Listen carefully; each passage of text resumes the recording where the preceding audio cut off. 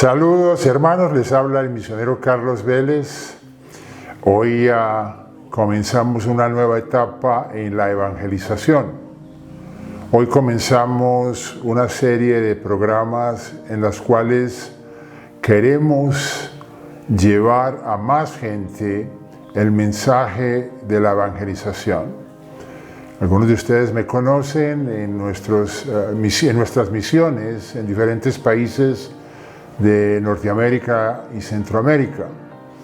En este momento queremos saludar a todos los misioneros que tenemos en Estados Unidos, en México, en Guatemala, en Honduras, en El Salvador, misioneros de la Merced.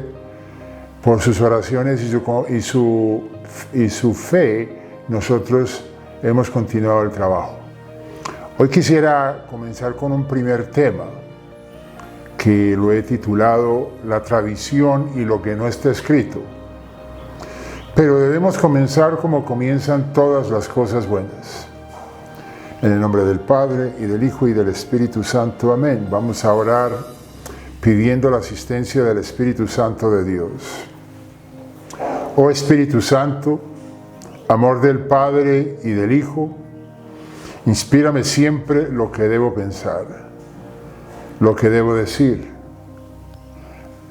cómo debo decirlo, lo que debo callar, cómo debo actuar, lo que debo hacer, para gloria de Dios, bien de las almas y mi propia santificación.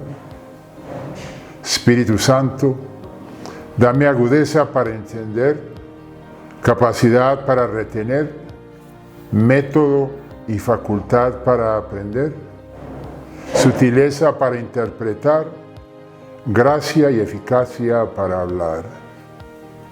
Dame acierto al empezar, dirección al progresar y perfección al acabar. Amén. Muchas de las personas tienen dudas acerca de la doctrina católica. Y nosotros tenemos que entender y saber bien el proceso de la historia de las bases, por qué la Iglesia Católica enseña lo que enseña. Y tenemos que remontarnos al principio precisamente. La primera pregunta es esta: ¿Quién existió primero? ¿La Iglesia o la Biblia? Esta es una pregunta importante porque hoy muchas personas dicen que la Biblia es suficiente para toda la fe, para crecer en la fe, y que no se necesita más. Y muchas personas argumentan y tienen un gran problema con la tradición, la palabra tradición. Jesús no escribió nada, solo habló, predicó, hizo el bien y fundó la iglesia. Entonces, primero existió la tradición oral. En el principio, las personas no andaban con una copia de la Biblia debajo del brazo. Y nos vamos a ir dando cuenta cómo esta realidad se va a ir desarrollando más adelante. Primero existió la tradición oral, primero se contaron las cosas, las primeras comunidades judías que eventualmente se convirtieron al cristianismo. La Iglesia vivió muchos años sin el Nuevo Testamento, el que se terminó de escribir en el año 97, el último que se escribió, ¿verdad?, por San Juan, o sea, casi 100 años. Después de la muerte de Cristo es cuando se termina por primera vez de escribir el Nuevo Testamento. Hasta ese punto, una vez más, no existen récords de ningún tipo de escrito. Todo eran lo que unos dijeron, le contaron sus abuelos, los otros discípulos, los vecinos. Tanto es así que la Biblia, ¿cómo sabemos cuáles son los libros que son inspirados en la Biblia? ¿Cómo sabemos cuáles son los libros de la Biblia cuando la misma Biblia no tiene ninguna lista de libros? No hay una lista de libros en la Biblia. En efecto, no contiene la Biblia ninguna lista de libros. En la Iglesia, en el año 393 al 397, se establece la primera lista de estos libros, lo llamado el canón de los libros de la Iglesia, de los libros inspirados. Fue dentro de la tradición de la Iglesia donde se escribió y fue aceptado en el Nuevo Testamento, bajo la autoridad apostólica. Habían muchos libros por ahí, muchos evangelios, y se escuchaba del evangelio de Pedro, del evangelio de María Magdalena, muchísimos libros que andaban, y entonces alguien tenía que definir esa lista de los libros que verdaderamente eran inspirados. Y recuerden, hasta el año casi 100 se termina de escribir el último evangelio.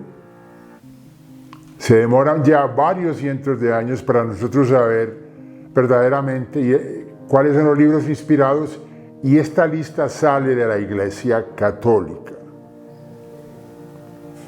Fue el Papa Dámaso I quien establece la primera lista o canón de la Iglesia, una vez más por allá en el siglo III, más o menos. La Biblia que los hermanos evangélicos tienen en sus manos de la Reina Valera, todos esos libros fueron dados por la Iglesia Católica, por un Papa. Fue la tradición de la Iglesia la que nos transmitió la lista de los libros inspirados. Fue dentro de la tradición de la Iglesia donde se escribió y se aceptó cada uno de estos libros, todos con la autoridad apostólica.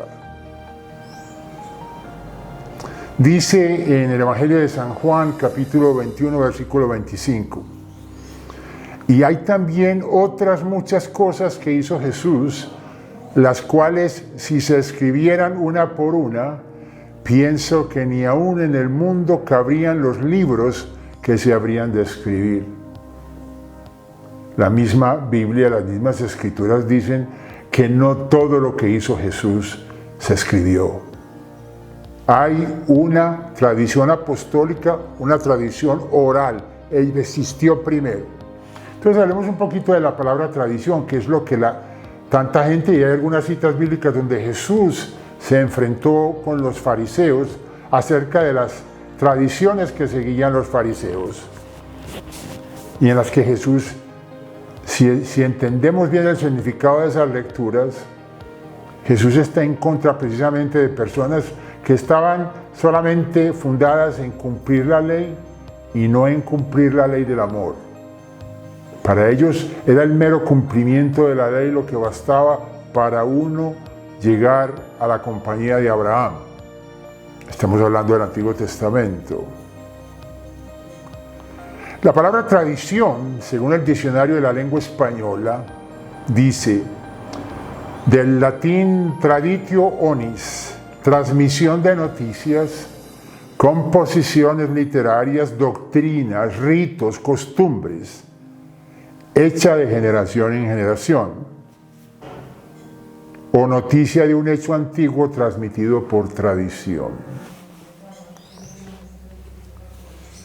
En la segunda carta a los Tesalonicenses, San Pablo habla claramente de eso y dice, segunda de Tesalonicenses capítulo 2 versículo 15, así que hermanos, estad firmes y retened la doctrina que habéis aprendido, sea por palabra o por carta nuestra.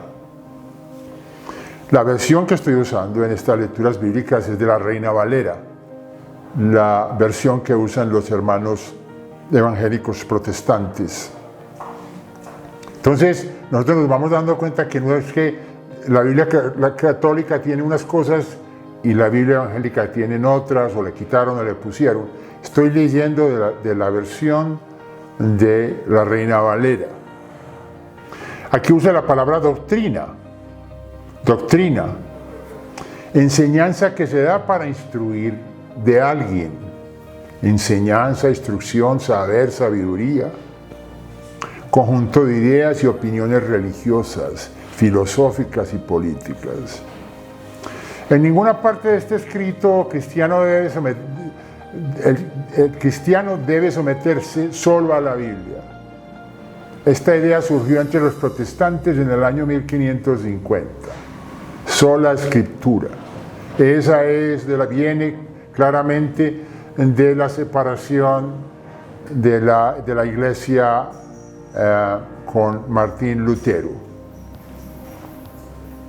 En la misma Biblia no dice solo la Biblia basta. Esta es una doctrina agregada. En el Evangelio de San Lucas, en el capítulo 10, versículo 16, dice, y esto es importante, para que lo oigamos y lo veamos letra por letra, dice, el que a vosotros oye, a mí me oye, y al que vosotros desecha, a mí me desecha, y el que me desecha a mí, desecha al que me envió. Mira cómo comienza, repito, Lucas 10, 16, el que a vosotros oye, porque la doctrina se recibió por la tradición oral. Seguimos con la escritura. Primera de Corintios capítulo 11 versículo 23. Esta lectura es en la que Pablo, que no fue testigo de los hechos, sino que a él le contaron lo que pasó, por ejemplo, en la última cena. Entonces aquí es Pablo hablando de algo que le contaron a él. Él dice, Primera de Corintios 11, 23, porque yo recibí del Señor lo que también os he enseñado, que el Señor Jesús, la noche que fue entregado, tomó pan, lo bendijo y lo dio a sus discípulos. Palabras que nosotros católicos escuchamos claramente en la celebración eucarística, en la misa de la Biblia, donde está Pablo hablando que a él le contaron eso, a él le dijeron eso, y entonces él lo está enseñando. Y a él no se lo enseñaron, le dijeron, vea, tenga esta Biblia Reina Valera para que hable así. No, todo fue basado en la tradición oral. Hablemos un poquito de la revelación divina, la forma en que Dios se reveló a los seres humanos. Esta revelación se hizo de dos formas. Se hizo a través de la tradición apostólica, la tradición de los apóstoles, y a través de la Sagrada Escritura. Podemos notar la diferencia claramente cuando los hermanos se enfatizan en que solo la Biblia basta, sin tener en cuenta que la revelación divina, o como lo explica el Concilio Vaticano II, dice, la tradición apostólica y la Sagrada Escritura manan de la misma fuente y se unen en un mismo caudal y corren hacia el mismo fin. No se están contradiciendo la una a la otra. Las dos son parte de la revelación divina. Entonces, tenemos que hablar de la interpretación de ese depósito de fe que recibió la Iglesia. ¿Quién la enseña? ¿Con qué autoridad la enseña? Y si lo están enseñando en un espíritu de verdad. En el numeral 84 del Catecismo de la Iglesia dice, el depósito sagrado de la fe, contenido en la Sagrada Tradición y en la Sagrada Escritura, fue confiada por los apóstoles al conjunto de la Iglesia, y refiriéndose a los hermanos, particularmente a los hermanos apóstoles, y quienes llevaron ese mismo mensaje inicialmente, como os digo, de manera oral. La Biblia escrita vendría años más tarde. Ustedes van a notar que yo voy a usar muchas citas bíblicas y esto es importante porque las personas que ahora son evangélicas y protestantes en un momento dado les fue sembrada la duda y les dijeron ciertas cosas que los confundieron y allí le dijeron que eso de la tradición era un invento, que Jesús alguna vez dijo que no le gustaban las tradiciones de los hombres. Mire, tenemos que darnos cuenta que todo lo que nosotros hacemos desde que nacemos, lo recibimos de una cantidad de tradiciones. Desde la forma en que comemos, la forma en que nos comportamos en familia, la forma en que vestimos, la forma en que hacemos nuestras celebraciones, y no solamente religiosas. Yo estaba temprano tratando de dar algunos ejemplos de esas tradiciones, sin usar tradiciones religiosas, ¿verdad? Uno podría decir, bueno, que la tradición de echar pólvora, ¿verdad? Porque alguien creció en un pueblo y así en mi pueblo en tal fecha ponen pólvora por todas partes.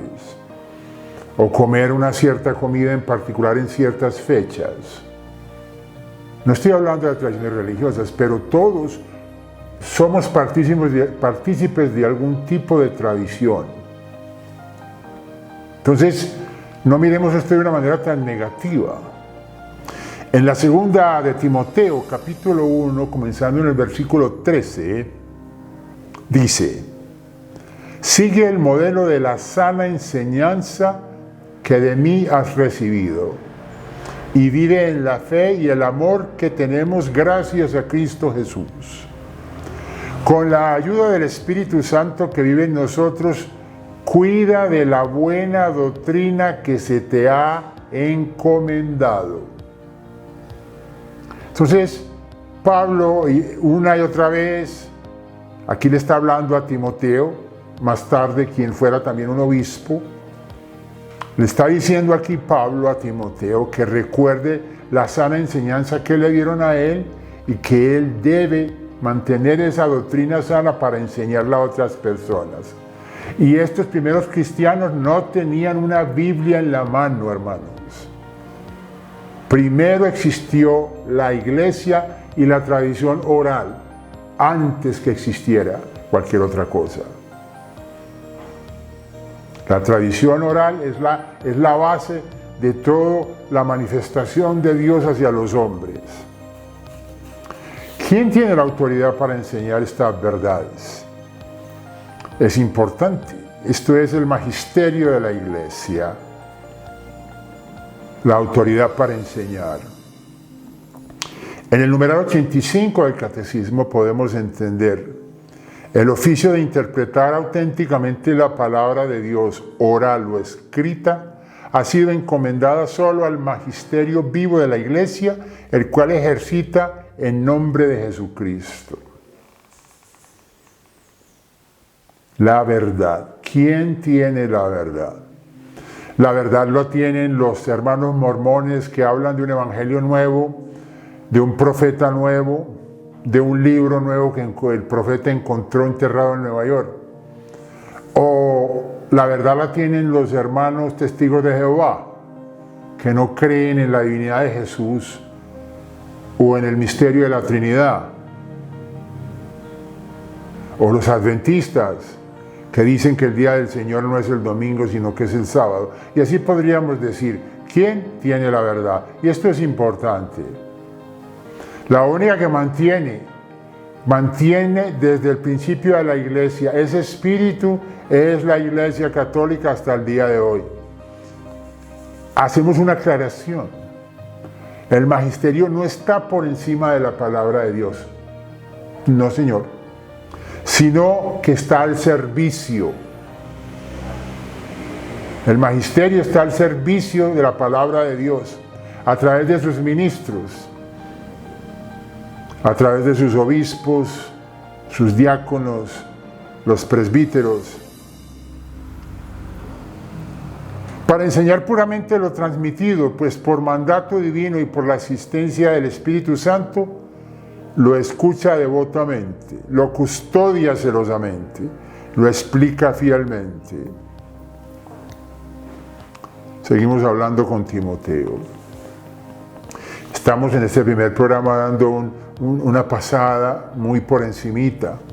Esperamos con el tiempo que usted se mantenga y nos escuche.